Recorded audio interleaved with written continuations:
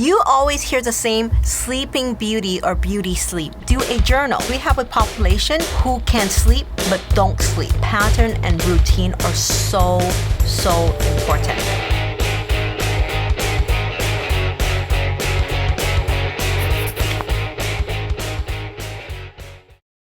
Hello everyone. Today we are going to talk about things that bothers a lot of people and a lot of people struggle. Can you guess what I'm going to tell you about? And that is sleep. You always hear the same sleeping beauty or beauty sleep because sleep is that important. Sleep has so many benefits, but today we're not going to talk about the benefit of sleep because I'm sure you know about it. We're going to talk about how we can tackle to get a good night's sleep. For those of you who don't know who I am, my name is Sosan Hua. I'm a dietitian, certified diabetes educator for 19 years, and I absolutely love what I do because I get to educate and talk to you about everything food, nutrition, and lifestyle. So sleep, we know how important it is. There's so many research is continuously telling us to sleep. But however, we have two problems. One problem is we have a population who can sleep but don't sleep. Who are these population? These are people who are night owl. They rather go out, hang out at the bar or play video game or watching Netflix overnight or watching till like 3 or 4 a.m. These are people who can actually sleep but they chose not to sleep. But then you have these people who really want to sleep but cannot sleep. So today I'm going to talk about people who want to sleep but cannot sleep because a lot of people actually suffer from insomnia. And as you know, there's so many ways that we can improve sleep, but today I'm going to break down the 5 basic things that we need to keep in mind. Like anything, a body likes routine, a body likes predictability. So when you constantly changing different sleep time or different sleep pattern, the body gets confused. And if you're the type of person who has a tough time falling asleep, pattern and routine are so important. So how do we do that? There's 5 points. Number 1, it is very important that you need to have a schedule. Keep the schedule like your work schedule. If you need to be at work by 9 and you leaving at work at 5, it's a 9 to 5 schedule, you stick to that. And that is the same thing with your sleep schedule. So what that means is if you decide that every day I'm going to wake up at 6 a.m., stick with the 6 a.m. So even on weekends or on days that you're not working, you still wake up around 6 a.m. Don't do like what we call weekend warrior. Maybe on weekdays you wake up at 6 a.m., then on weekend you wake up at 12 noon. If you do that, your body is so confused. You might notice that although you sleep in, you're actually feeling more tired. And that is because your body said, I'm confused. You tell me that to wake up at 6 a.m. almost every day, Monday to Friday and Saturday and Sunday, you tell me to sleep in. Although you sleep in, you didn't have that deep sleep that we're talking about. Decide if it's a 6 a.m., it's a 6 a.m. Then because once you set your 6 a.m., then you need to go back and ask yourself, what time should you sleep so that you get the proper 7 to 9 hours of sleep? So let's suppose that I decided that 7 hours is my time. So if I want to wake up at 6 a.m., that means I need to fall asleep by 11 p.m. to get my 7 hours of sleep.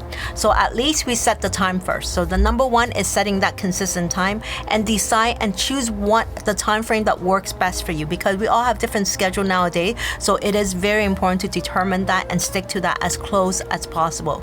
Number 2 is asking yourself what affects your sleep because everyone affects sleep but differently. Some people is the sound affects them. Some people it could be thinking too much or doing too much near the night affects them. Some people could be eating too much affects them. Some people could be the caffeine. And although all these affect sleep, some people are more, sensitive to it than others. However, it's still true that when people exercise late at night or when they eat too much or when they have coffee really late in the day, it does affect their sleep. But some people, they might not. But you need to know yourself best. So my suggestion to you, do a journal. When you do a journal, you get to understand yourself. You realize, oh, if I have my coffee at 2 p.m., I noticed that I could not fall asleep by 11 p.m., then in that case, I will not have a coffee at 2 p.m. But what if you realize, oh, if I eat late in the day, let's suppose that I eat at 7 p.m. for my dinner, I usually cannot sleep by 11 p.m. because I still feel so full because my dinner meal is too big. Then in that case, I might need to make my dinner meal a smaller meal. You need to find out what is the main reason that causes you not able to fall asleep at the time that you set previously, which is 11 p.m. Number 3, Our body is very sensitive to light because we are affected by the circadian rhythm, right? What that means is in the morning when we see light, we wake up. When we see darkness, we fall asleep. But in the modern lifestyle that we have lights everywhere. Just think about your phone. You expose your phone, maybe you're working up till you sleep. So you're looking at your monitor, your TV, or your computer monitor. This is a lot of artificial light right in front of you. And you decide to shut it off and go straight to bed. You are telling your body it's light, but go to bed. How hard is that? Because the only way we can get into that deep, restful sleep is our body making melatonin. And melatonin can only be produced by no light. So if you want to get your body into that mode so that they actually make enough melatonin to get that restful, deep sleep, you need to make sure that you don't expose to light very close to sleeping hours. Some people, half an hour is good enough. Some people is an hour. Some people even 2 hours because it varies so much. So you, again, go back to number 2 is keep a journal. So you realize if I actually need to sleep by 11, if 10 p.m. I still have my phone on or still looking at my phone or my TV or whatever, I cannot even fall asleep by 11, then maybe 10 p.m. is not work for you. You might need to turn off your TV or your phone at 9:30. Light affects the quality of sleep and affects you falling asleep. Number 4, it is very important that if you have the personality where you tend to worry a lot, you need to find ways to unwind. Yes, you can write down in your journal what makes you or stress, makes you think too much.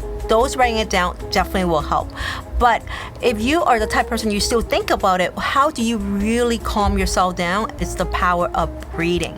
Because don't you notice that when you're stressed, you breathe very quickly, right? You breathe fast, short breath.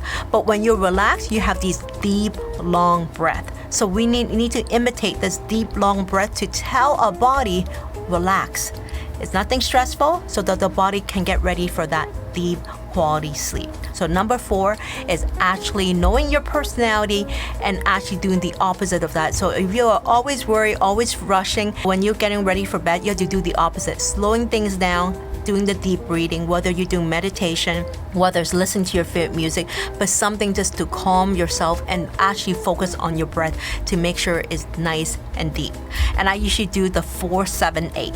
4-7-8 means inhale for 4 seconds, hold it for 7 seconds, and breathe out or exhale for 8 seconds. So 4-7-8. Last but not least is I often say, always remember, temperature affects your sleep because your body actually get in the deeper sleep when it's cooler temperature. So if your room is a little bit too hot, make sure you go lower. So we're thinking about 65 to about 69 degrees Celsius or Fahrenheit will be the best temperature for you. So stick with a cooler room and you will get that restful sleep that you need. So hopefully these 5 tips help you get into that mode and start creating a sleep routine that works for you. If you do have the sleep problem and try any of my tips right there and let me know how it works, I would love to hear from you. And as always, you can always comment below and let me know what you want to learn from me, and I would love to share more of my knowledge with you. As always, I always say, 食得有型，活得健康, so that you eat well and live well, eat as nutritiously as you can, and live the best that you can. And until then, I will see you. Bye!